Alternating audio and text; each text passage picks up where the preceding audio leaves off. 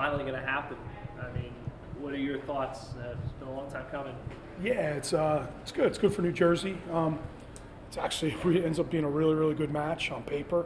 A lot of toss-up bouts, so that has us excited. It's been a while since we had a duel. It's been a month since we had a dual meet. We're back at the rack. Yeah, it's good to have Ryder back on the schedule. I'm sure this will turn into something long term, hopefully, and we'll go from there. So we're looking forward to Sunday. How far away are you guys from maybe potentially turning this into a long-term thing? I think it's always been a rivalry. It's always been a match, and kind of disappeared for 5 or 6 years. And we've talked about it. We want to get back to wrestling all the time. There were reasons why it didn't happen, and that's between us and the coaching staff. But it's all good. We move on. We're excited. They're right up the road or right down the road, and they'll bring a ton of fans. We'll have a ton of fans. We'll make for a great atmosphere. I think it's important for the Jersey wrestling community that these type of rivalry things happen between two state schools. If they come out, yeah. Everybody says they want to see it. They want to see it. Now, are the fans going to come out? Right. So that's really up to the fans. They can make this really, really special. Could be really, really great. They get a little bit of maybe Seton Hall Rutgers basketball. That's pretty cool. It's got me excited for the weekend. Hopefully, this does the same thing. So that's what sports is all about. We'll see if the fans respond to it. Thoughts on you potentially being the all-time winningest? Oh, yeah, I haven't thought about it. I'm just so fixated on making sure this team wrestles with way more passion, energy, and fight than we did out of Las Vegas, and getting back to what we call it old school, just getting back to who we used to be and fighting every single second, every single point, starting fast, finishing periods on top. That's all I'm thinking about. I haven't really thought about that much.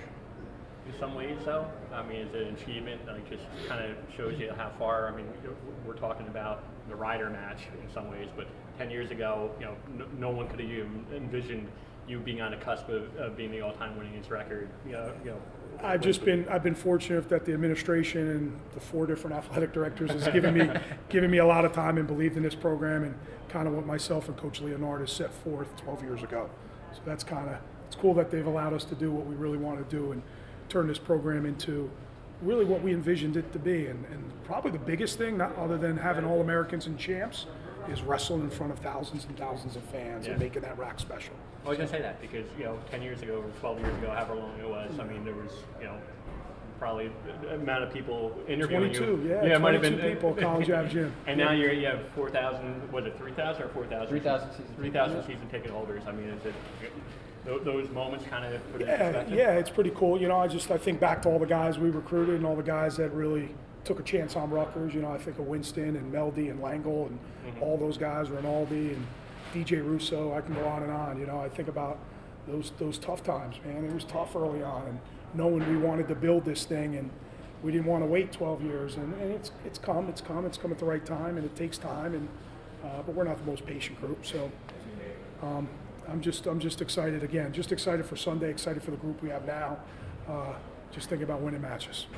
You mentioned Las Vegas. I know the video you did with Brad after you said you might make changes. I mean, are you guys going to make major changes? I will say this without going into it too much. Everybody's on the board, other than Santos, who's out for the year. Firestone's out for the year. A couple other guys. Max Wright's been injured, so he's out for a while. We'll get more word on him going forward. But everybody is prepared to weigh in and on the board. Nobody's off limits, including all the guys that we thought were redshirting. They're on the board, and it's been 2 good weeks. So who knows who we're going to send? And to be completely honest with you, even as a staff, we don't know what we're doing at a bunch of different weights. So you've been satisfied with the effort, the practice? The last 2 weeks have been really good. Some of the best 2 weeks we've had. Now, does that translate into the match? I hope so, but you never know. You never know. I'm sure they would say the same thing on their side. They're excited about their last 2 weeks of preparation. But we've had a lot more energy and pace and passion for what we're trying to accomplish. And I think it's more than just this dual meet. It's about going forward and who's going to cement themselves in this lineup in the national rankings and make a name for themselves and ultimately get on the podium in March. I talked to Bob McKay today about the hiring process, and he pulled it outside the box and said it was a leap of faith to hire, as successful as you were at Jackson, to hire a high school coach. 2-part question. One, what do you remember about the interview process? And then the second part would be, Do you think, in this day and age, you deal with a lot of high school coaches to go from the high school? There's a traditional path of being an assistant coach, Sure. and not just wrestling, but to be an assistant coach, associate head coach on the college level.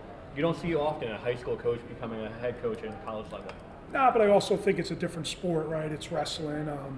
Most of the really successful high school coaches, not saying I was one of them, but most of the successful high school coaches are around college coaches quite a bit and work with them in summer camps and national teams, like Team New Jersey, for example.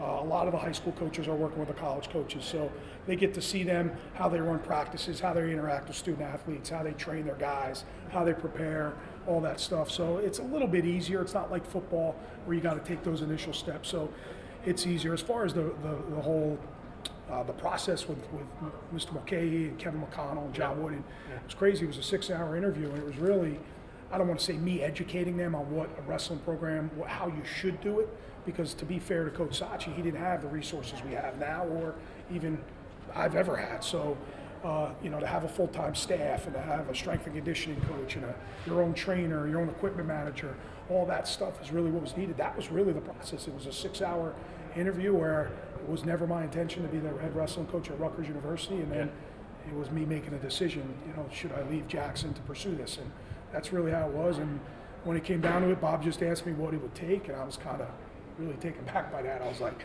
stupidly, I'm a high school teacher. I need to make that, and I coach 3 sports. I need to make that, and I'll take the job. And I even offered my benefits to Coach Leonardis, which didn't go over well with my wife. So it was crazy. But I do remember Mr. Mulcahy in our locker room having that first meeting with our team. Yeah. He was pretty fired up for wrestling. So I always thought as long as we got support here, good things would happen at Rutgers, and that's been the case.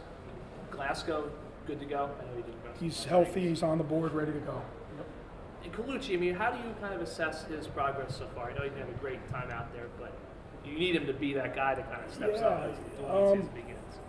I just think right now it's a lack of, I don't want to say effort, that's not the right word, but he's having a tough time scoring, and there's got to be more of a sense of urgency to score. And then maybe in a position where he's good on top, he's got to really put time into being on top, and that means you're going to have to fight your tail off, and you're going to get tired, and you're going to have to fight through it to keep a guy down to get to where you're good. So I just think he's struggling in those areas. I think the competition obviously has a lot to do with it. He's wrestling some nationally ranked guys across the board. But for him and 97 and 84, it's an effort thing. There's got to be tremendous effort. There's got to be tremendous effort, not just Colucci, all up and down the board. So that's if we can get him going, and he could really help this program in a big way.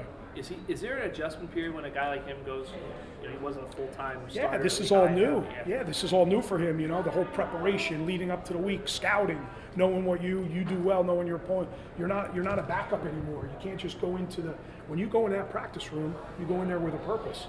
And that's different for every guy. It's different for every guy, and how they handle that adjustment period of being the guy.